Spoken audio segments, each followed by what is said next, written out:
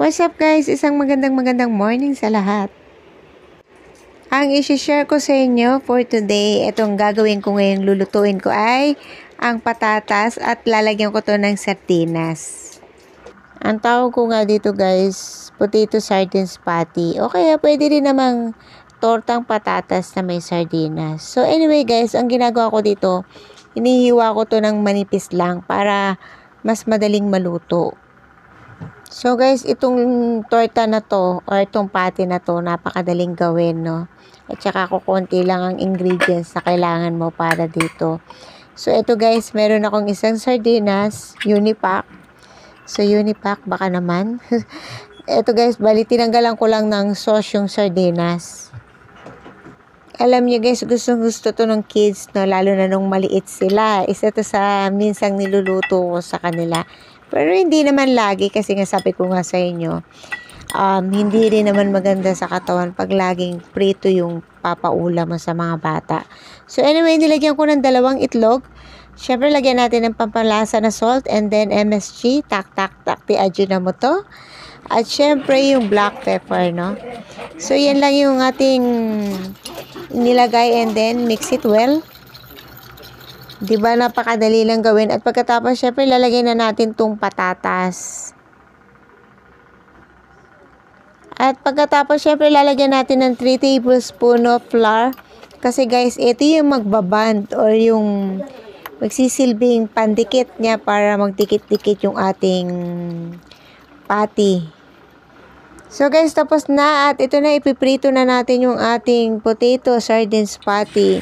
So meron ako dito guys molder kasi gusto ko talaga nilalagay ng molder para syempre mas maganda yung itsura. So alam nyo guys, nung maliliit pa yung kids, pag pinapabaunan ko sila ng baon sa school, yung pagkain nila may mga design. So kaya minsan yung mga nanay ng mga classmate nila nagtatanong pa sa akin kung ano daw ba yung pinababaon ko dun sa kids kasi syempre kinukwento nung mga anak nila sa kanila na yung baon ng kids minsan yung may design na smiley. So ganun yung minsan yung mga baon ng kids kasi maganda yung itsura syempre, tsaka nas attractive sa bata, no? Kaya nas gaganahan yung batang kumain pag maganda yung ihahanda mo sa kanila. At syempre, kailangan importante din, bukod sa maganda, syempre kailangan masarap. At higit tong kailangan masustansya. So guys, dahil madalian lang to at napakaiksi lang na aking video, so magpapasalamat po muna ako sa inyong lahat. Syempre, maraming salamat po sa matyagan yung panonood sa aking channel. At syempre, kung bago ka sa channel ko, please like and subscribe. Thank you very much. And guys, one thing, please, don't forget to click the notification bell for new updates sa mga ilalabas kong video. Syempre, para naka-updated kayo. So, diba guys, ang ganda ng itsura niya pag may molder. Pero kung wala rin naman molder, okay lang din naman, no? Ang akin lang kasi gusto ko kasi rin yung mas maganda nga. Mas maganda yung itsura, no?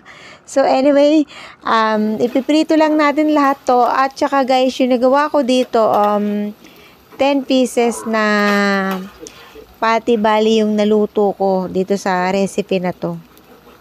So guys, ang gawin nyo lang para hindi ganong mamantika, ilagyan nyo ng paper cloth para sipsipin ng paper cloth yung mantika. So, ganun lang gagawin nyo. Or, i-drain nyo lang. Lagay nyo dun sa screen para tumulo lahat yung excess oil.